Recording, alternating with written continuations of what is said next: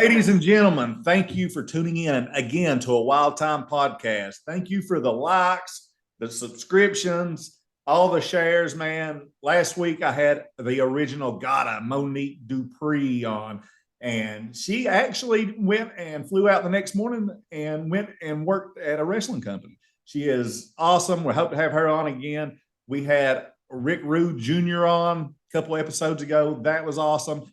Speaking of Rick Rude Jr., he competed in his his bodybuilding competition and won first place in several different things. So congratulations to Rick Rude Jr.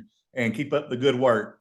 So tonight I am really excited because I've started digging and I needed somebody. I needed a man with a fountain of youth.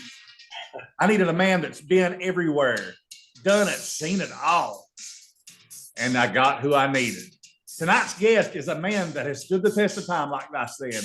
Looks better than most wrestlers in their 20s. He's battled Jerry Lawler, the Freebirds, Wildfire Tommy Rich, Hulk Hogan, Sting, you name it. He's been in every wrestling company in the world. He has seen and done it all, and guess what? He ain't done yet. Impact Wrestling has come calling, and Chick Donovan has rose to the challenge. Ladies and gentlemen, give it up for the Golden Boy himself, Chick Donovan. Chick, how's it going, my man? Well, that's quite a invocation, not an invocation, but whatever you call it. Introduction. Introduction. There you go. You know, I'm not always up on the words, but yeah, that's quite interesting. Thank you very much for that. I've had the honor of wrestling so many different people, from Ivan Koloff, which wrestles to one after another. And Ric Flair is one of the greatest wrestlers ever in the wrestling business. And it was cherished the match he and I had. It's on most everybody's telephone. It's been watched quite a few times, and I watch it occasionally. And I would probably do a little something different now with a little more experience. But I thought it was a good test of our abilities between the two of us, and I thought it was a great match. We get a lot. When did you and Flair work?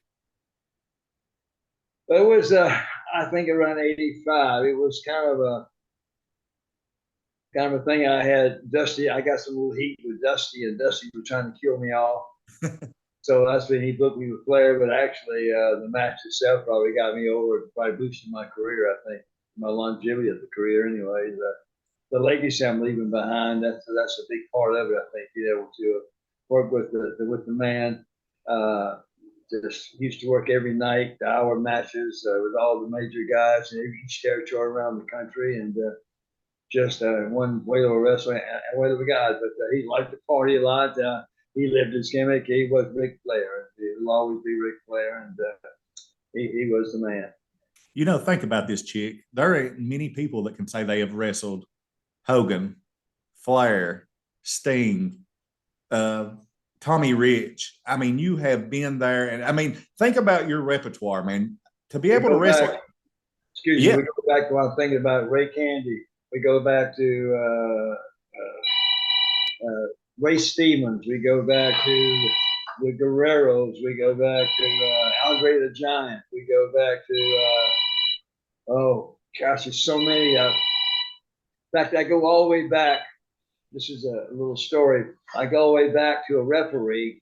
They refereed the original Gorgeous George in California, the one and only Gorgeous George. This guy, his name was Red Shoes Dugan. He was a fireman at the time, working part-time.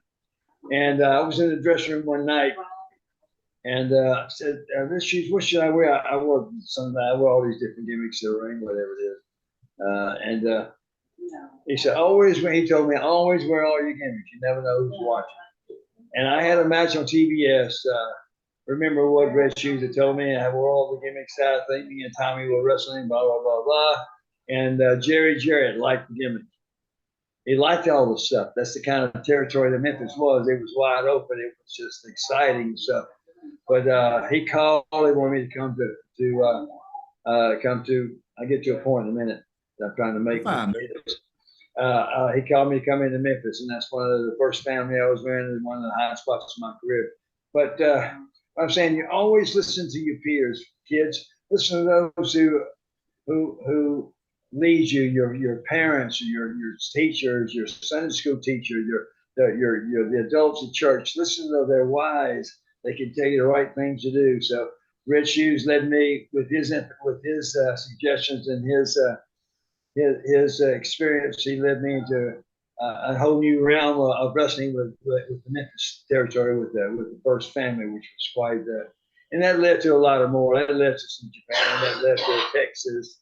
That led to a lot of other different things, from back to Georgia, one thing or another. But I think Tampa and this, that, and the other.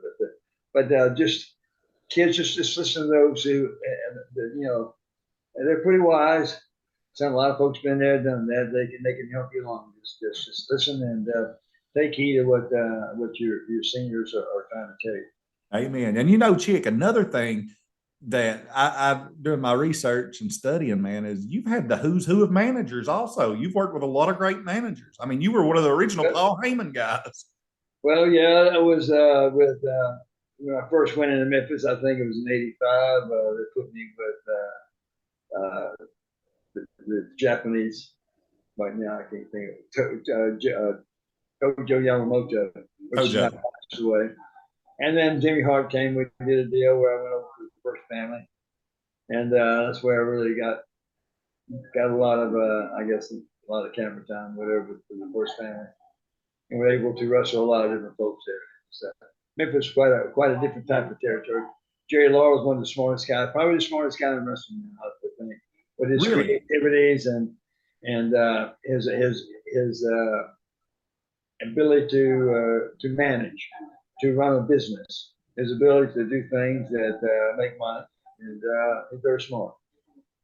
Well, I'm going to tell you one thing, man, and it's so evident that after, like, I'm going to do you a favor. I'm going to have actually tonight's episode is brought to you by Bo's Tractor Works, the Appalachian Hills 11 salve. Now, listen, Chick, this is right down your alley. Wildfire, Tommy Rich uses it. I mean, we put it on our aches and pains, and it takes it's all natural. It's a CBD cream. But listen, I will get this out to you if you give me some. Use it. I could use it right now, brother. Well, I'll tell you what, I'll get that sent your way if you send me some of that Fountain of Youth you got. Well, okay, I'll try to send a little bit to you there. You have to go to the Warm Springs. They got that little place over there. What's the secret to staying in the shape you've stayed in for so long, man? Because I'm telling you. I think associations help a lot, because you become like those who show shape. You show shape for longer. I taught school 15 years, so I was there from grammar school, so basically high schools, and special ed. And then I worked in a lot of mental hospitals and doing shock treatments or whatever else when I was a paramedic. So that's a different group of people. But being around young and then hanging around successful people, if you're the smartest guy in the room's in trouble. So you always want to hang around smart people, smarter than you are, that can lead you, and you just sit and learn to listen and take information in from what somebody, from the smart guy, so to speak. But staying young, I think, is part of mine. Just you have to have a motivation to mine is just to lead by example, to leave a legacy of the old school wrestling and what you can at 76, what you can still do at 76 if you have a mind to, if you have the work ethic, you go out and train. I train twice at the gym a day, and of course I train other folks too. I'm a personal trainer, but I train myself for the people, for the fans, for the young kids around the ring. I let them take my belt around the ring. That's the fans 20 years from now. I try to leave life lessons in the ring, like I was saying. If I get upset with the referee about one thing and another, I go beat him. I say, "Oh, I'm sorry," and I shake his hand. I apologize to the referee. Letting the kids know, no matter how big you get, because I've got more influence than their father, probably, because I'm in the ring and they ain't got smart enough yet to know their dad's real smart. But as they get older, they will. But they look at me as an icon or whatever sometimes, and whatever. I try to lead that, even though how big you get, you still got to be a subservient to the Lord in heaven, or your father, or the person in charge, or whoever's running the company. You have to be subservient to those, and you can't be you got to be humble. Amen. You really do. And you've been around and seen what got you. I mean, what got you wanting to be a professional wrestler? Well, when I was a young kid, I played sports starting in 1954 when they didn't even have face masks on helmets. The old thing. But I was this little guy, just real small, and and I was always kind of the last one picked on for the football team, or the last one. I always played. I played football for years, and I played more. Get your tailback. I played a lot of tailback. Get your tailback to the bench. I went and learned all the plays. Get to a point where I may be going with this. I guess I went and learned all the plays. So coach, when somebody went down, I was ready to take their spot. My dad wasn't in the doctor, and they wasn't in the echelon of the parents. But always worked hard. Probably worked twice as hard just to reach the level of the top guys, and and learn the work ethic. If you learn the work ethic and you have a goal in mind, you go to someone and they know you got that work ethic. They will tell you exactly how to accomplish that goal, whatever it may be. I wanted to build a gym, so in my mind it was a done deal because people told me how to go about doing it. So somebody said good luck. I said I didn't have a clue what they meant. What do you mean good luck? It's a done deal. It's a done deal. It's got to be a done deal before you start. Yeah. You got to have it laid out, A, B, C. You got to have the dollar worth, whatever it takes to do the project. You got to have it at the beginning. So you start with A, B. Oh, I don't know where C is. So you'll find somebody. If you got that work ethic and you've got that respect, they'll tell you where C is. Yeah. Then you go to D, E, G, until you accomplish what you went set. Then you never forget those. You never forget those who told you how to get there. That's it, man. Now you have received a lot of responsibility. You have the responsibility that they took. You have responsibility to share that with someone else in the gym. I share what I've learned through the 65 years of working out.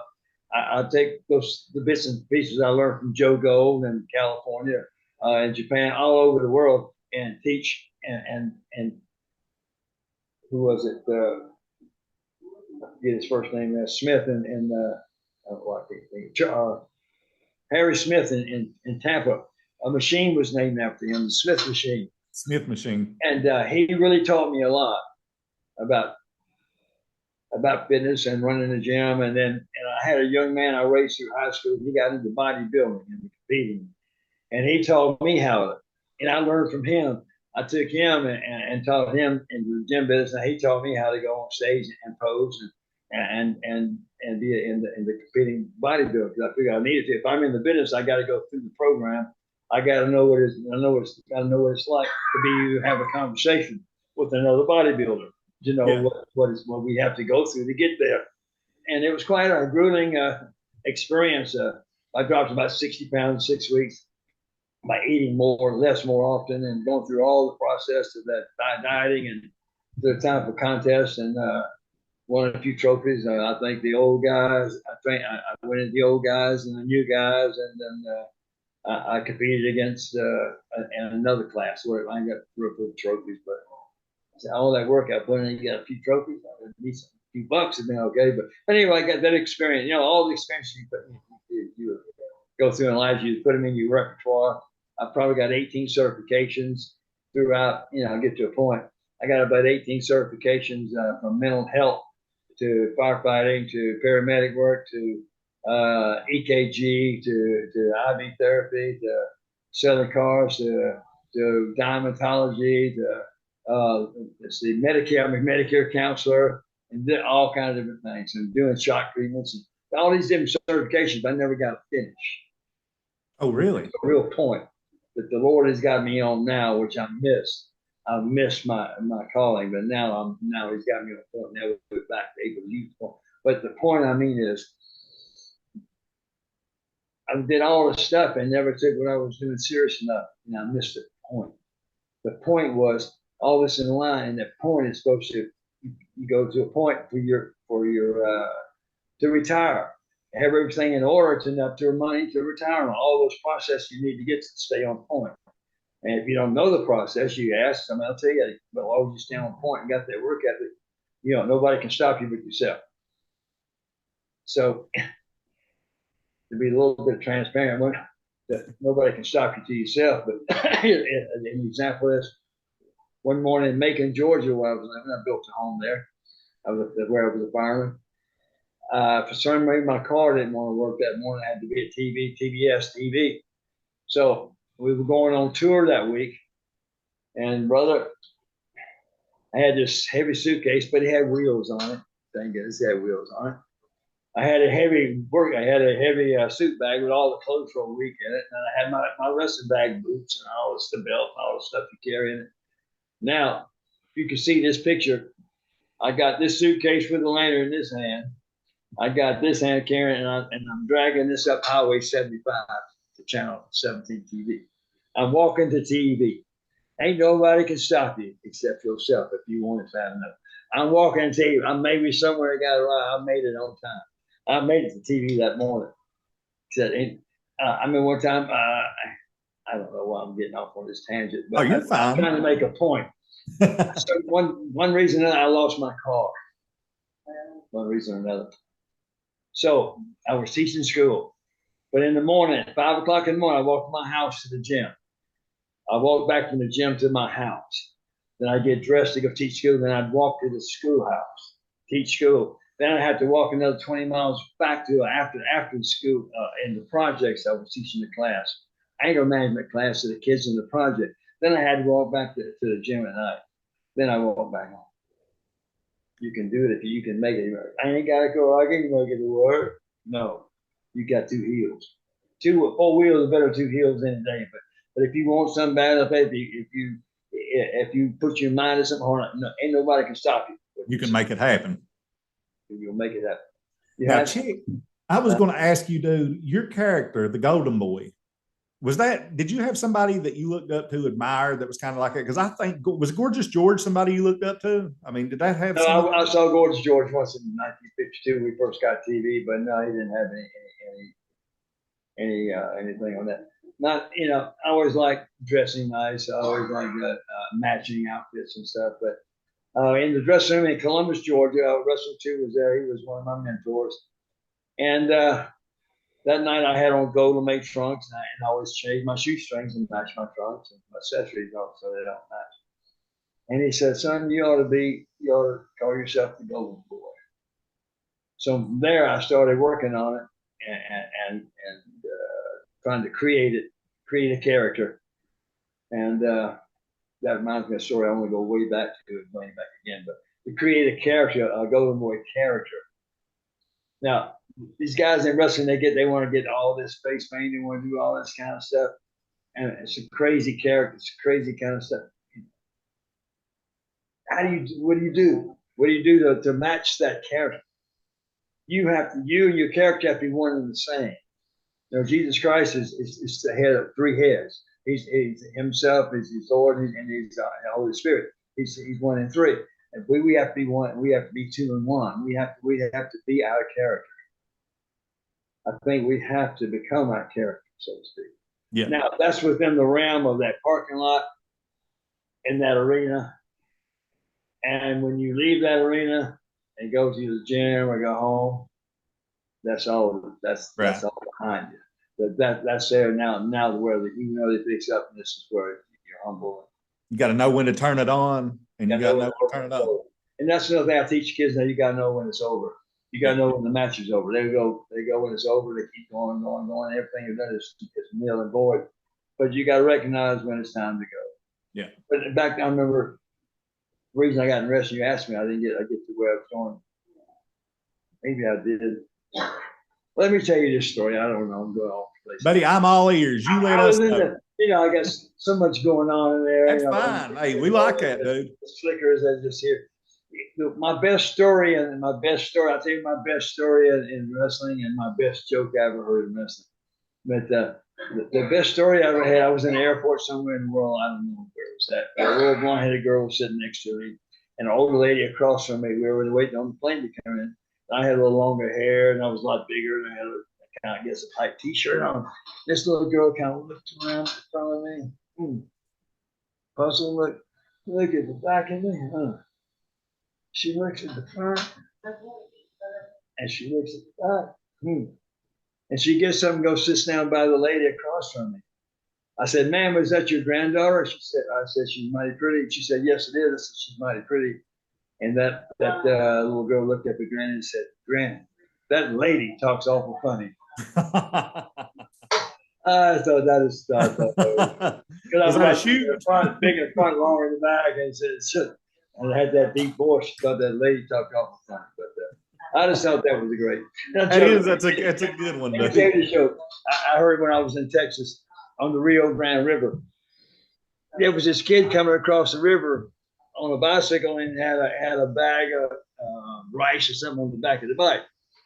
And he'd come through and stop, and they were searching. They knew he was smuggling something, but he'd come through every day with that bag of rice and a bicycle pedaling on, going on. And they were couldn't find anything. And several days later, one of the guards there at the bridge saw the kid somewhere, and he asked him, "Son, I know for good you were smuggling something. Can you please tell me what it was?" He said, "Sir, it was bicycles."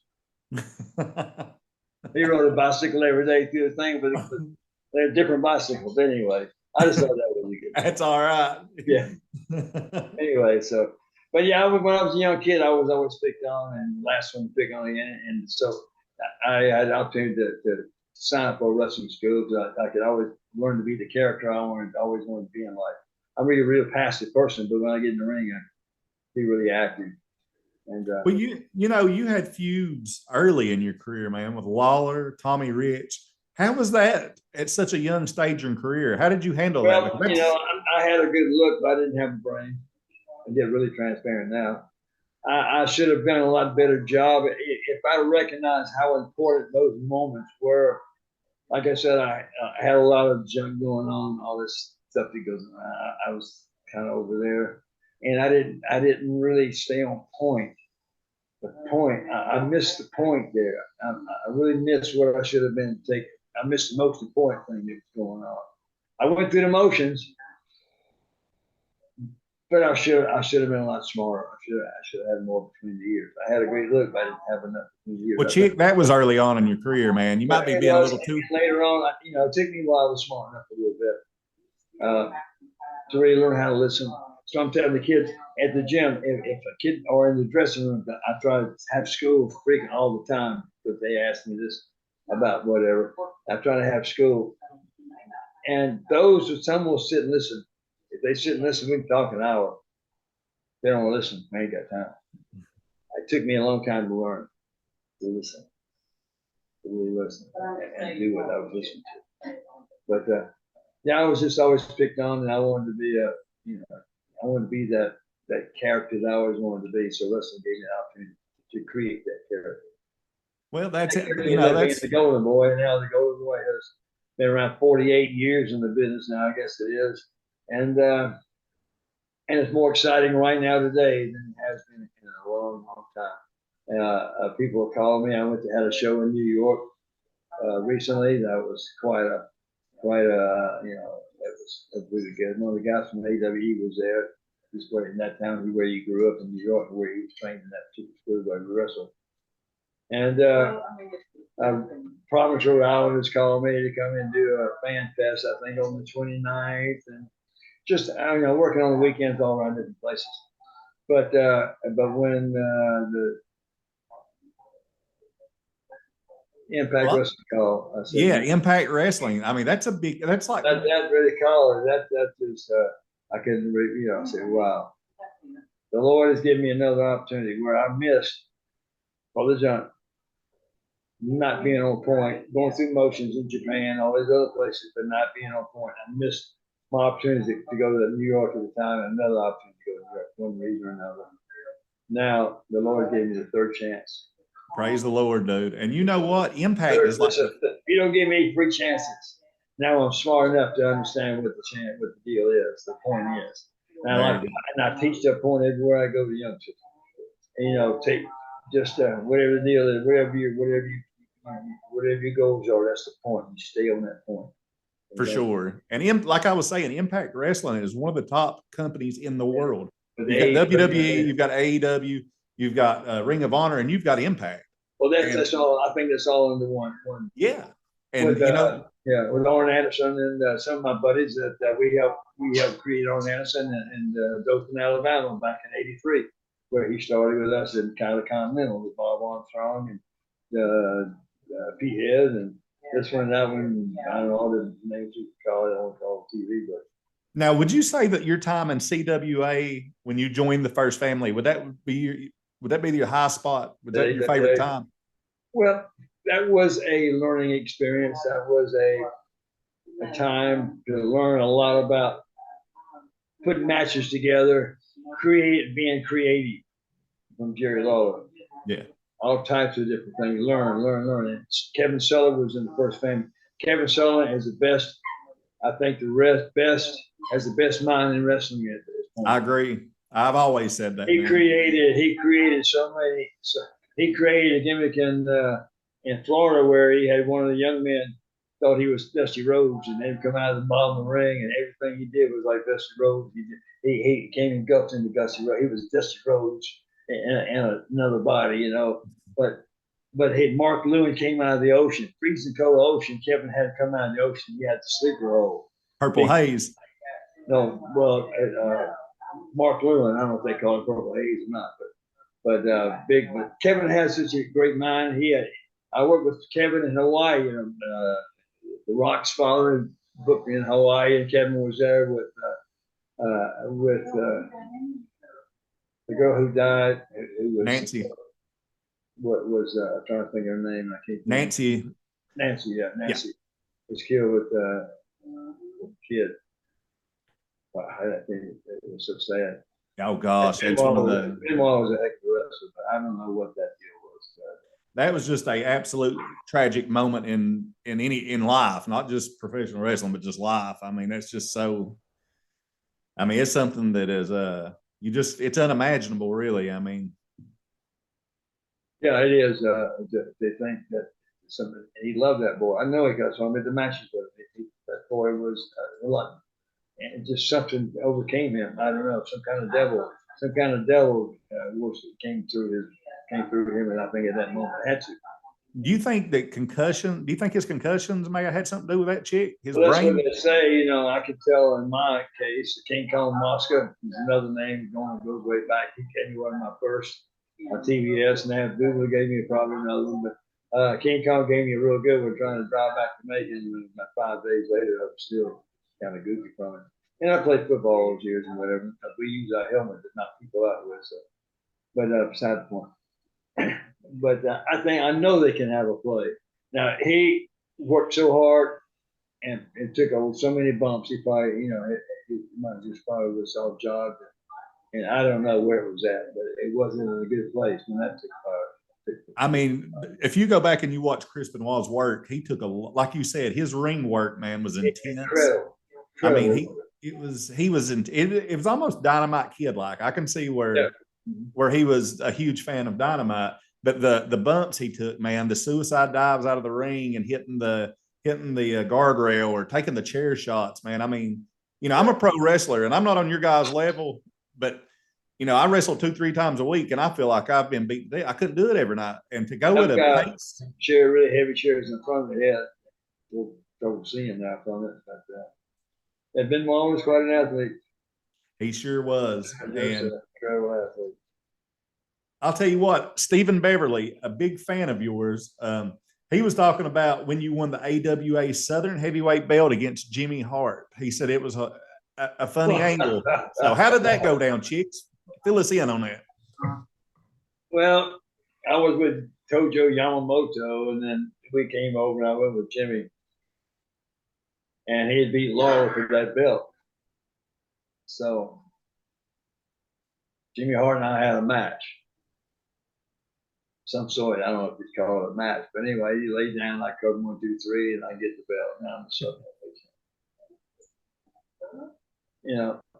in reality, I would never really do that if it was in my company because I think that's something you need to earn.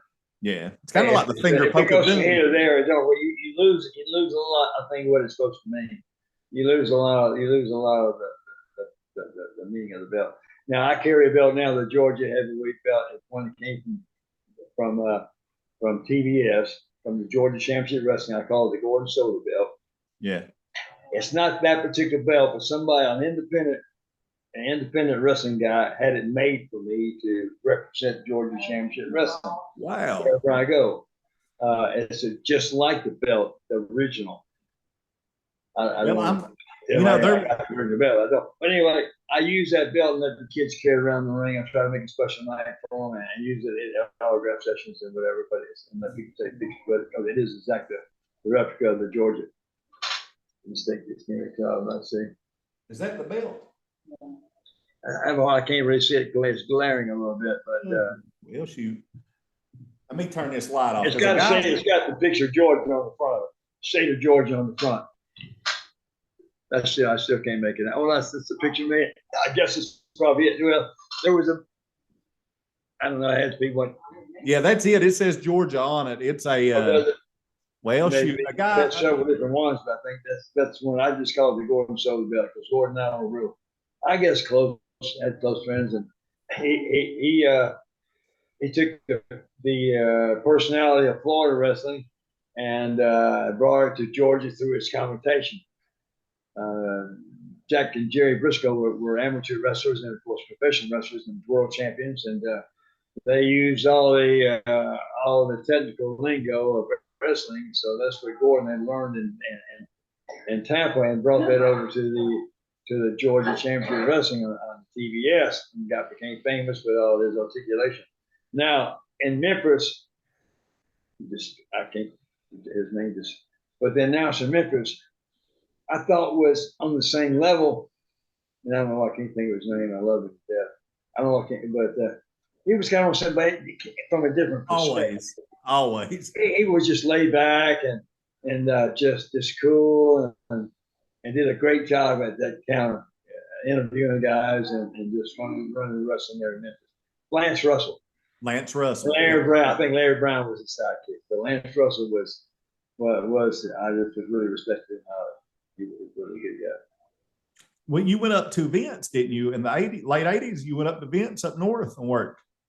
Yeah, I did several shows with Vince. In fact, I got to work with Ricky Steamboat one Saturday morning, and somewhere, Raw, whatever the shows it was, and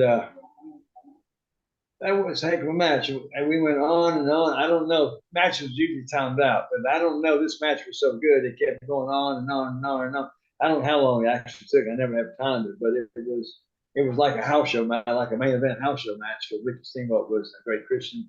That's a great athlete, a great guy, just a wonderful and an incredible wrestler. Smooth.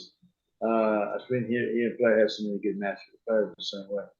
But yeah, Ricky, he respected me. He respected me for my work. He respected me for my longevity, I guess, in the business. And you can tell when somebody does that. And it means a lot to you, man. It means a lot when your peers. These guys respect you like they respect. And they watch who's working hard, and who's trying to learn, who's doing whatever, and who's putting back into the business, what they sacrificed life for. Yeah. And nowadays, it's prevalent all over. Even Cena came out with tennis shoes.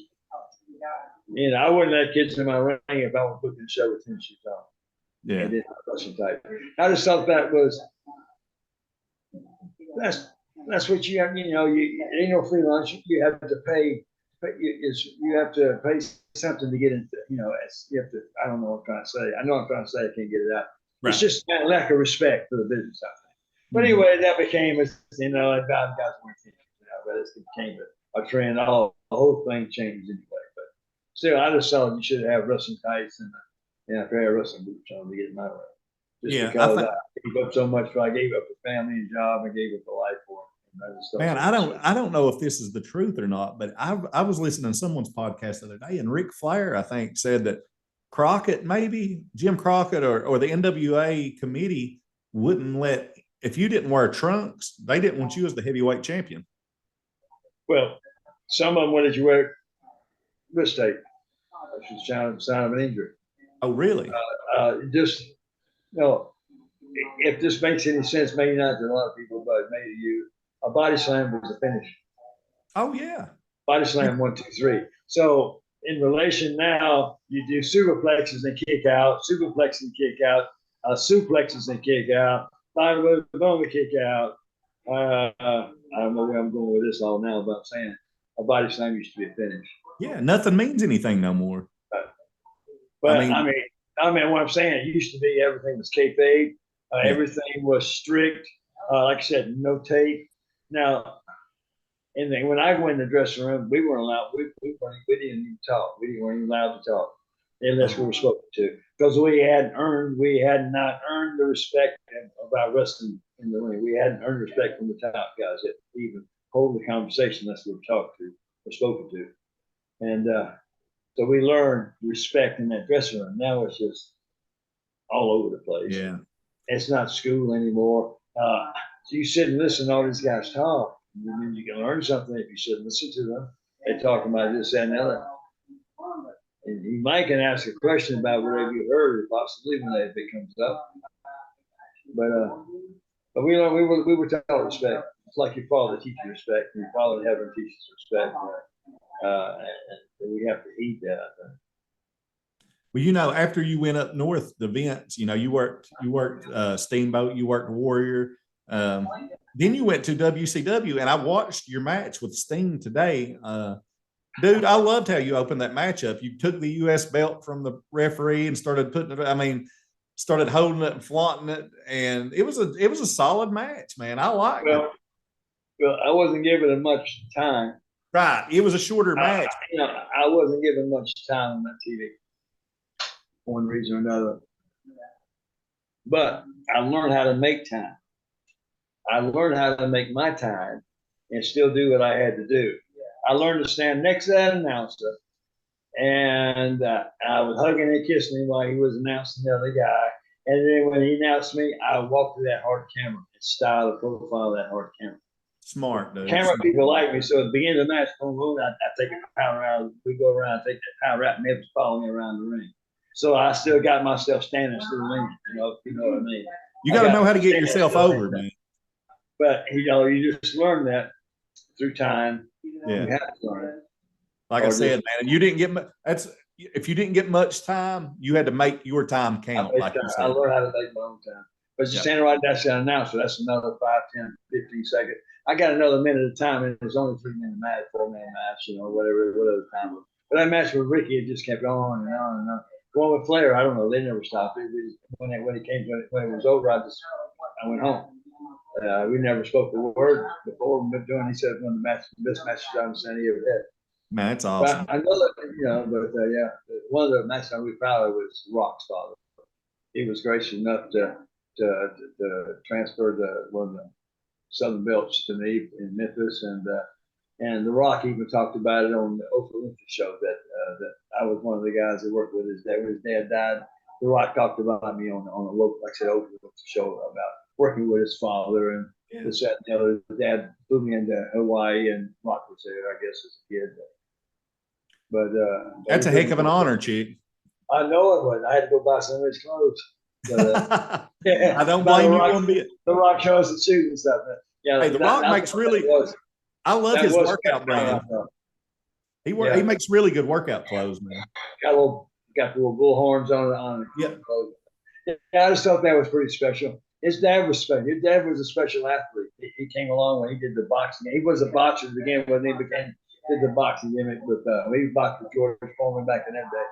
But he was over really strong in the rest of the world. The soul man, Rocky Johnson. Yeah, and the grandparents, Mavia, and all that. He was all Hawaiian, and his grandma was Hawaiian. His whole family was half Hawaiian. His dad was black guy. I wouldn't call him black guy. He was more 3/4 white guy, I guess. I don't know. Let me ask you something. You like golf? You like golf, don't you, Chick? I drop it every day. Yeah, I was going to talk to you about that. Once you got out of WCW, it said you went back up, you worked a little bit more for Vince, and then you decided, you were going to be done for a while. Did you play a lot of golf in that time? Well, I never really got done. I don't think I started working in other places and other people. But yeah, I always got golf. And Chichi Rodriguez, when I was in Tampa, I worked with Chichi Rodriguez at the Foundation of Adam Hughes Kids, where all the kids they kicked out of school, they came over and did stuff. I taught them golf, or I cleaned out the lakes, or painted the clubhouse, or cut the grass, or I just worked there and did all kinds of stuff. Chichi taught me. I was playing golf for years before that. I started when I was 10. My dad took me out early mornings, but he taught me how to golf swing. But I took that learning and. Even gave my son Denise a job and brought him raised into as a host, as a greenskeeper type of guy. Put him in a good spot with my son. So the teacher really liked me well, and we had a good rapport. We raised a lot of money for the foundation for the kids, and we built a new big golf course there. But anyway, that was a big time in my career working out of Tampa Bay. That's awesome, man. Anytime you can help the kids, I mean, the stuff you do, that's what it's all about. I mean, when you can help them. There's a guy in the Grange. I'm sorry. There's a guy in the Grange named Alan Doyle, which we brought in '86. I moved to LaGrange and got in the gym business, but he told me golf. He won 23 million on senior tour. He's got pro, but he's probably the best weight player ever to get in golf, bar none. But he taught us, put us in good equipment, and taught us golf between the years. Everything has a basic fundamentals now. I play music at church. I play bass. The best advice I ever got on how to play bass is on my neck and listen to the music. If I know all the C sharps are, and if I know what B flat is, and A, the C, D, and I hear the E, I know where to go. Now, if I didn't know where to go, the song would be over before I found the E. So know your neck. It's the same lesson I teach in wrestling. Know your neck and listen to the music. In wrestling, know how to wrestle and listen to the people. Because the people who you go there to wrestle for, and they'll tell you what to do. You try to tell them, and they guess what you're going to do before you do it. You got them. You want their emotions with you. You bring their emotions up and down and back before you adjust their emotions. Now in golf, you got to know your capability, know what your golf clubs are capable of doing. You got to know how far they go, whatever, with the capability and what the golf course gives you. So it's all basic fundamentally the same teaching across the board for anything you learn. It's all basic fundamental. I'm a basic fundamental fitness teacher. Details. I'm a detail oriented. Details make the difference from if you don't have a square detail in your crown mold in your house, you got a big crack there forever. But if you got it nice and detailed, it's nice and square mother. And that's why I look at the molding room. I say, people's all messed up. Don't look up there. But anyway, the whole point is detail. You gotta understand detail. When it's time to go home, it's time to go. And when I go bring, I don't know what I'm gonna do. I just know what to feel. I'm like, boom, boom. You move, and you can follow me. I can make you like a meter if you follow me in the rain. Because I know what time to move. I know what time to go home. It's things you learn over a period of time that as a teacher, you pick it up, and it's a feeling you get inside after a period of time. Well, Chick, we need to talk to somebody about getting you on a celebrity golf tour. That's what we need to do. We need you and Alice Cooper. I worked one celebrity tournament. I'd love to get on that tour. I worked with Nicholas wanted my autograph. Boy, I didn't want to ask anybody, but Nicholas Jr. got my autograph first, and there was a bunch of folks there, but it was a Chi celebrities. That's pretty cool, man. Yeah. So I was going to ask you. I'd love to be able to play one of those tournaments like all the other football players and all those guys play, and they're high end players. I used to be about two handicap, but now I'm not so much. I've got 76. I get to hit some red tees now, though. Oh, there you go. Who were some of your best friends in the business? I have to say Honky Tonk Man. Now, when I was in Texas, my sciatica and my back were so bad I couldn't walk to the ring. So that was one best friend we had. A doctor to get a shot. Boom, boom, boom. And I could walk the ring because if you didn't walk the ring, there's a pencil. One end of that pencil is a point, and another end is an eraser. And if you can't walk the ring, that pencil, the eraser's on the end, and pick it up, and you're done. Oh, you're gosh. over. You're over. So get the shot, walk the ring, try to hobble back. Honky Tonk Man pick me up and put me in the car, pick me out of the car, put me in bed at night. It gets so bad, but Honky Tonk Man. Honky Tonk Man. Wayne Ferris, he was in the first family with us. Yeah, Jerry Wayne Lawler's Ferris, first cousin, wasn't it? I don't know, and that could be possible, but I'm not really sure. Possibly so, because they're all from the Tennessee area. Yeah. But Honky Tonk, very smart wrestler. He paid a lot of money. He had the same lady who made Elvis's clothes, made his clothes for that guitar gimmick he did. Wow, I didn't know that. What was the name? What did he call himself? Honky Tonk Man. Yeah. The same lady that those things were really heavy. They were $30,000-$40,000 outfits yet. Some of the roads like they're made. I got a jacket from one of the players road. Changed the subject. That Olivia Mercy Twos, my mentor, and his wife had made it for all player stuff. She made me. In fact, I ended up with she made it for me. She got it for me. A really nice road TV. And Jerry Blackwell bought it, paid for it, and let me work for it with my work on actually Southern Championship Wrestling. Yeah. Jerry Blackwell was another really great guy. He was a big, tough, scrappy dude. He had about 400 pounds. He did a drop kick. He was saying, you know, if that big drop kick, but in Minnesota, way he did most of the wrestling, I think. How many tough guys came from Minnesota? I mean, oh gosh, Minnesota was probably that was a major territory in the country. With Minnesota, that was one of the biggest paying territories. I was supposed to go one time there, but it didn't ever work out. Tagging somebody didn't do a thing. You know, you had Nikita, you had Rick Rude, you had Kurt Hennig, you had Barry Darso, you had the John Nord, you had I mean, just a Larry Henning. I mean, even before those guys, that was just something was in the water up there. Yeah, it was they sold out houses like we did in Texas. You couldn't walk down the street, people mobbed you. But yeah, it come to surmise our conversation here, all those adventures, all those thousands miles every year, about 4,000 in Memphis a week, or 2,000-3,000. Just 1,000 miles on the road over a period of time. All the combination of all the great talent I was been able to be around, all the great superstars and all the great talented people who's helped me out through conversations, helped train me to where I am today. I give all of them such great credit. You know, sometimes I didn't listen, and I had some hard knocks through there, but they stuck with me now, and now and it's come down to the combination. All that experience now is going to go where I'm going now. Hey, so I've been really concerned about what I should do. I now can think about what dress shoes do to tell me. I always wear my stuff, but you know, less is sometimes less. I think in the ring now, sometimes less can be better. Now all these guys are down top rope. I think, should I try to do that again? I said, no. I think go wrestle. You know, there's been a few good wrestling matches. The yes guys over there now. They had some good. Daniel Bryan. Daniel Bryan, he's a heck of a wrestler. They got some good wrestlers over there. They do. They sure Arn Anderson and the Texas guys in the dressing room, they run in the show, so they got them back to the old school again. So I fit right. I'm gonna fit right in there. Wrestling. You sure are. I can take a guy through a 30-minute match, and we never have to fall down.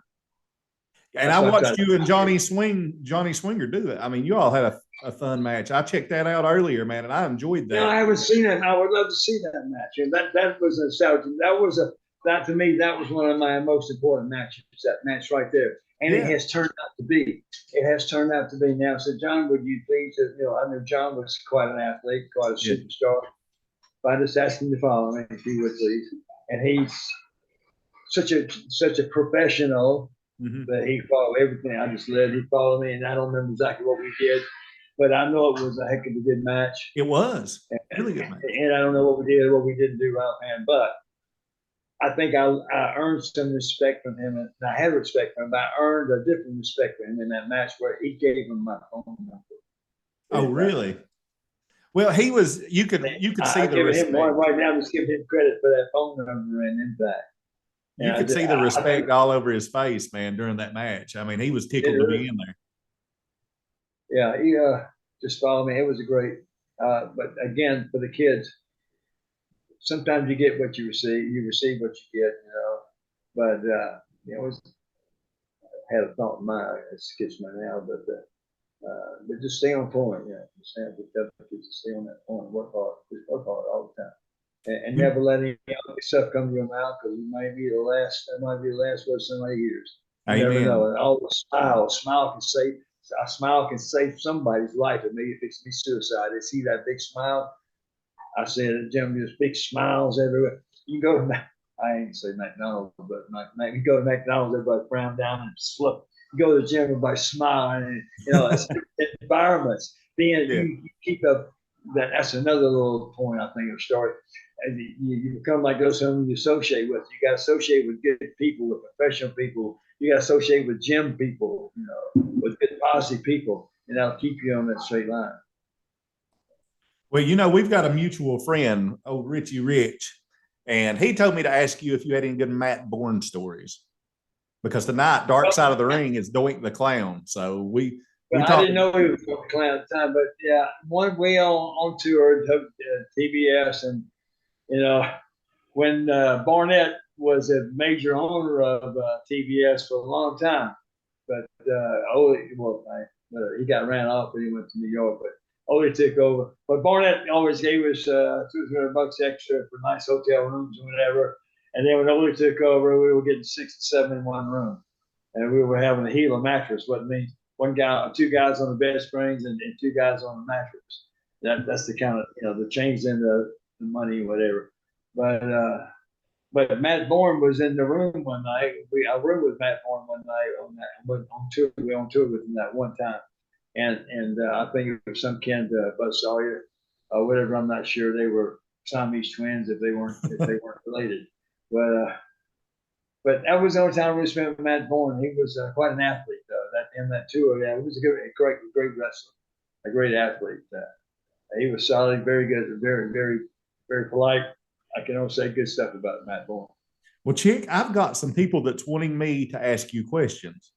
So, Bo Matheny from Bo's Tractor Works says, "What does your daily routine look like as far as diet and exercise, and how it's changed throughout the years since you've been younger?" Well, my diet now is seafood diet. I eat all I can see. I'm the same way, dude. When I was bodybuilding, there's a certain diet you got to stay on low carb, just low carbs and high protein, and lots and lots and lots and lots of chicken. Now I'm changing a little bit of my workout since this other thing that's coming along. I'm changing some of that over now to be a little more effective for this new impact. Now try to get to an answer. Only through bodybuilding, when I had to eat well, and I had to train a certain way. I did because I had a certain goal in mind, and I wasn't going to do anything that was going to hurt that goal, because I put everything I have in whatever I do. Right. And I don't have to always win. I may not always win, but if I didn't win, I know I did my best. As long as you do your best, kids, it don't matter if you win, lose, or draw. As long as you know you worked the hardest, you did the best you can do, you got to be proud of yourself, whatever the finish is. Now, then you evaluate what kept me from being on top. Was it because I slipped down here trying to get in the ring one time, or slipped off the second rope trying to do something? So next time, maybe I shouldn't try and do that anymore. Eliminate a slip off the second rope, maybe we won't do that. You learn from your mistakes, and you learn to get better and better and better. You can never accomplish it. It's a goal that can never be accomplished. I don't think anything you work at can be accomplished, but there's always more to learn. But you can be the best you can be at the moment with all the information you got to work with, and just have that great work ethic, and just repeat over and over and over again the proper form and technique of doing that, golf swings, whatever it may be, just over and over and over again, ceasing. And don't let nobody tell you can't. You have to do it ceasing. There you go, man. Put everything you got into it to be successful. You hit the nail on the head, Chick. And that is, I mean, like you said, if you do your best, and in your heart and mind, you know that you did your best, then like you said, it don't matter what the finish is. You should be proud of it, brother. Be proud. Heck of a quote. You've been able to. I don't want to use the word thick, but touch someone else's feelings or something about what you've accomplished. You touch somebody you don't know. When you do a sermon, if you go to church and give your talk, Lord puts in your mouth something somebody needs to hear. You don't know who it is, but it's going to be a word that's going to come out. It's going to change your life, maybe.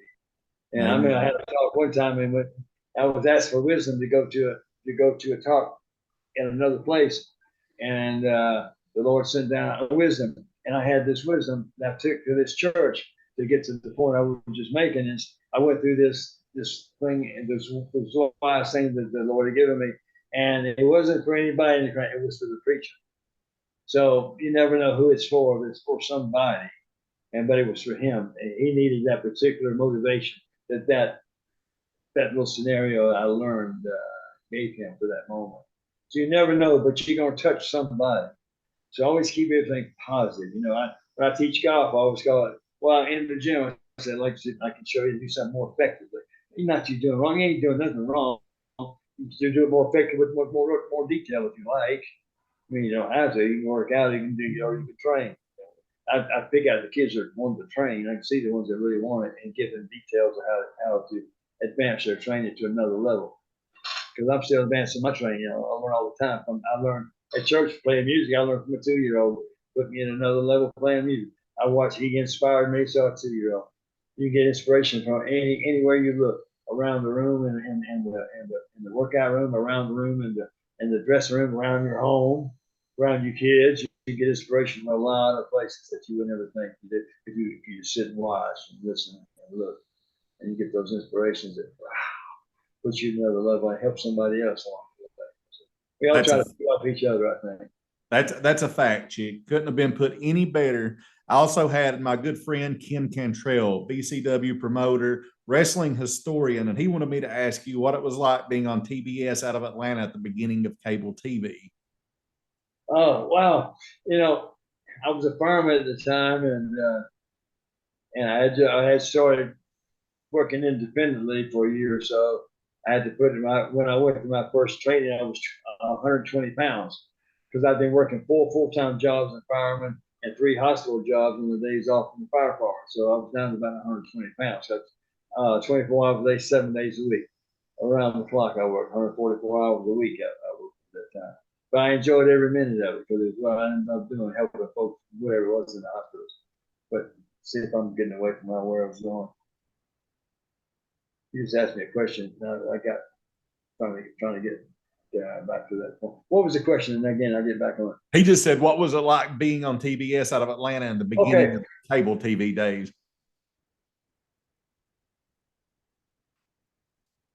I drive to the TV station with the butterflies in my stomach. I just came. I was still a fireman at the time, and I think that's where I was going. I was still a fireman at the time, so I hadn't really gone full time yet. But I was doing TBS on the weekends and doing the shows. But in the beginning, I was really nervous, I guess, but because you had 350-pound guys running across the back and forth ring before you can get up and down. People like the first superplex from one that he died of cancer. He had a brother, Bill Irving. It wasn't Bill Irving, but it was his brother, Scott Irving, get the first superplex. I took the very first one in the ring, and I just learned that sometimes I'd get lost, and I learned how to find myself in the ring. I was always in pretty good shape. I never got really blown up in the ring where I couldn't stand, couldn't function. But I lost it mentally where I couldn't function. I didn't have a clue where I was at sometimes. So I had to figure out how I get back and grab my tights of the rope and figure I'm back in this match. This was in the very beginning days, I think. And then everything after a while slowed down. You know, they were going back to the same speed, but it was all slowed down. You know, in time when you play quarterback in the beginning, everything's real fast and it slows down. And you can see what's going on around you. And like this coming, this impact now, I'm so excited about it. I'm thinking about myself. What should I do? What should I do? Anything special? Do this, that, and the other. Now go back to what I was just talking about. After a while, it became everything just becomes normal. Just become routine. Just do it over and over and over again. Now, why should it be any different when I go over here? I got to take all this. This is just another match in a different stage. So I can't try to make things happen. I can't get overly zealous. I got to just do what I do and let it happen. Oh yeah, you ain't gonna have no problem. I got to just go to the same stuff at a different stage. But I have to really work in my head to make me do that. And now with all the experience, I'm sure I can. I'm sure I will. Oh, you're gonna hit a home run, dude. You're gonna hit a home run. You're up to bat and you're gonna knock a grand slam. I feel it. I hope so. Oh, you will, man. And listen, these fans have asked you questions, so I'm going to ask you a couple questions before we call her a night. Just random wrestling questions, just a couple. Who is your top favorite 3 heels of all time? Your favorites? Buddy Cole.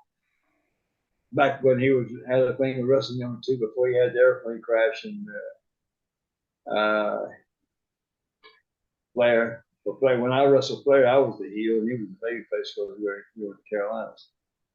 Of course, Flair, Stan Hansen. Woo, the lariat. Real heel now. Died. He died in down south in the islands. He helped me a lot too in the business and compensation. He won't come to me. He was stabbed in the shower. Bruiser Brody. Yeah, Bruiser Brody told me one time in the dressing room, he knew who Bruiser Brody was and who Frank Coach was. That got me thinking, that was an education. That little site was an education. If you think about it, if you're in one place, you can be one person, but then who are you really when you get over there? You ain't that same person over here. Right. You leave that character there, and you use that humility you've learned through the professionalisms, and you're over here as a different person, as who you are. And over here, you got to look up. Over here, you kind of looking down because people looking up at you, and you looking at them because they want to be you. They want to be a star, blah blah blah. But over here, you look up to those who are your peers. You look up to your peers. They the heroes for me. Yeah. They the ones who make me who I am. But they talk the talk.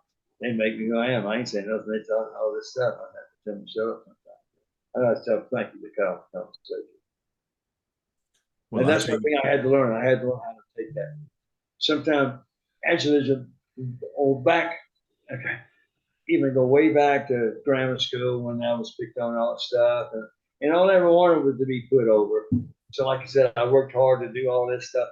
Now, the Lord, now I have more adulation than I could ever imagine to where I have to say this. Thank you. Amen. But the Lord provided. I think through hard work, if you put out a lot of hard work and you're dedicated, and I think good things will happen. If you work hard enough for something you want to accomplish, good things have got to happen. Yeah, nothing bad. The question is how to go from A to B to C to D through information because you're working. Somebody's going to tell you how to do those things, and to get now the responsibility starts. Now you're in the spot. Now you have to take that responsibility and teach others the same way you learn coming up. I think you have to take that responsibility. Well, Chick, you've had some really good words on here, a lot of motivation,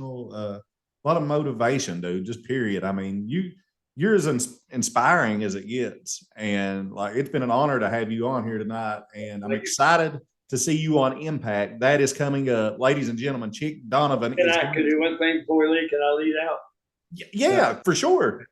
All right. I want to lead this, but I've done the podcast with the interviews, the shoot interviews and all this stuff about stuff. But the real deal is, I want to recite the sinner's prayer to everyone out there. If you put your hand up on that TV, Lord, just put your hand. I want people to just recite to me, Lord, Father, I'm a sinner. I believe in Jesus. Oh, Jesus, come in my heart, forgive my sins, save my soul. One more time. Father, I'm a sinner. I believe in Jesus. I want Jesus to come in my heart, forgive my sins, save my soul. If you repeated that prayer with me, you will be in the book of life's book of lessons in heaven from now on. If you really earnestly believe that. And if you believe that, now it's time to get information. Now it's time to go to someone who has information, to your Sunday school teacher, your teacher, and involve around you and let you be a shining light. Amen. Someone else about whatever it may be. But whatever you do for a job can be a shining light. Whatever you do for work. You don't have to be a wrestler. You don't have to be a baseball player. You can be a guy picking the trash up. He's my hero. If you don't pick my trash up, we're in trouble. I tell everybody, man, I used to fight MMA and box, and I had some really good cornermen, but there is no better cornerman than Jesus Christ, because if you ain't got a relationship, and I fail daily, like I'm a failure, dude, but I know everything is through Jesus. Like, but we know the point, but we still know the point. Amen. Yeah, we still know the point. Yeah. And that's so important in our lives, I think. Yeah. You got to be well-rounded. It can't be just one thing. That you hit it. And listen, it has been an honor to have you on here tonight, and I cannot wait. The good things just keep happening. And the thing that sticks out to me about you, Chick, before we get off here, The thing that sticks out to me is you have your peers' respect. That is something that you can't put a price on. When your peers say, "Hey, listen, he's a good hand, dude. He's worked everybody and had great matches." What? That's the heavyweight championship. I mean, Yeah, honestly, that means a lot. Means a lot to me. That's what the Lord has provided for me after what I was talking about as a kid. That's what I needed. Now I have to know how to handle those, handle those responsibility, and teach them what they teach me, what I learn, and then pass along to somebody else so they can become successful as well. And we have to learn every day. Every day is different. Every morning you get up, it's a challenge, and especially in golf because every day is different. You are different, weather's different, but we just have to overcome. Take one thing at a time to overcome it. We all got problems. I don't care. yeah. Best looking girl in the world's got boogers in her nose. I don't know where that came from, but that was horrible. I met that was a joke I heard some time ago. But I don't know what I said that. But I met Sting. We all the same. I met Sting. I took my son to meet him in Johnson City, and the first thing I asked him, I know he's a man of Christ, and I said, "Man, does the devil still mess with you, bother you?" And he was signing my son's. He had a picture, and he said, "Every day." He said, "When he don't bother you, that's when you got to worry." Steve Borgen is his name. Yep. I already spoken with him in the dressing room. I guess intimately a couple of different times about stuff, family and stuff, really good stuff. And he was a really, really, really good man. And in the ring, I remember standing in the ring, watching him come to the ring. He was over with the people. I mean, he had the people all wrapped up around him. He was an inspiration to me, an inspiration to a lot of people. I don't know about the changeover when they changed stuff, but the original Sting. And there was another Sting who did the NWO thing. Yeah, yeah. What was his name? I don't Jeff know. Farmer. Jeff Farmer. I saw him somewhere. But Steve is a great man. Yeah, I can say that about him. He's another guy in the business where you don't hear anybody say a bad word about him. I mean, as many places, as many people, Sting is one guy that you never hear anybody say anything bad about. No.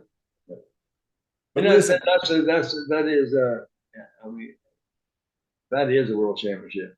Yes, amen. That's a lifetime championship. That's a championship that you earn, brother. That's ain't something you're gonna win. Well, you're gonna earn that one. You're gonna do. You're gonna learn that one way or the other. You're gonna earn it. And it's a daily cage match, ain't it? Every day. And it can't be better, to have something like that to follow your name. Just be proud of that. Be proud of the legacy, brother. You're trying to leave. Well, listen, everybody, thank you. Legacy wrestling. It's leaving legacy. Thank you for tuning in tonight. Tonight's episode is brought to you by Bo's Tractor Works. Get that Appalachian Hills 11 salve. I'm going to get it out to our good buddy Chick. Wow. I need it, but I need it right now, man. I guarantee you I could use that right now. Oh, man, listen, Tommy Rich wiped it on his leg, on his knee after the last show we were at, and he took 2 or 3 jars home with him. Bo Matheny from Bo's Tractor Works will hook you up, I promise you. Wow, fantastic. And Chick is going to send me some of the Fountain of Youth he's got. So I'll bring you some. I'll bring you a little jar. So Chick, hey, listen, good luck at Impact. Thank you for coming on. I appreciate that. And let's do this again one day down the road and talk about Impact. Does that sound okay to you? Yeah, I got to learn the ropes there. The first thing you got to learn to do is what not to do. And I hadn't learned that yet. So I'm going to have to sit and shut up and then listen and see what not to do, because you get heat right quick if you're not careful there. So I got to go in and just, just be like he was in the very beginning, speak when I'm spoken to, I think. Well, hey, listen, they're all going to, I'm sure everybody's going to be talking to you, wanting advice, and you just, tell them about Jesus, give them the advice you did on here earlier. You're going to make a positive, you're going to be positive at him. You're going to make it impactful. I'll tell you that. Thank you. I appreciate that. We all go where we go for a reason. And, my time in wrestling is coming short. So maybe my reason has other purposes than just to get a wrestling match, maybe. Hopefully. But that's the real deal, too. That's the real deal. There you go. The wrestling match is okay, but the other's the real deal. Well, like I said, everybody, thank you for tuning in. The Golden Boy himself, Chick Donovan. Thank you for tuning in. Go subscribe, go like, and like I said, we're going to have some more guests coming up. So stay tuned and tell Chick Donovan bye. Thank you very much. I appreciate it. Thank you, my man.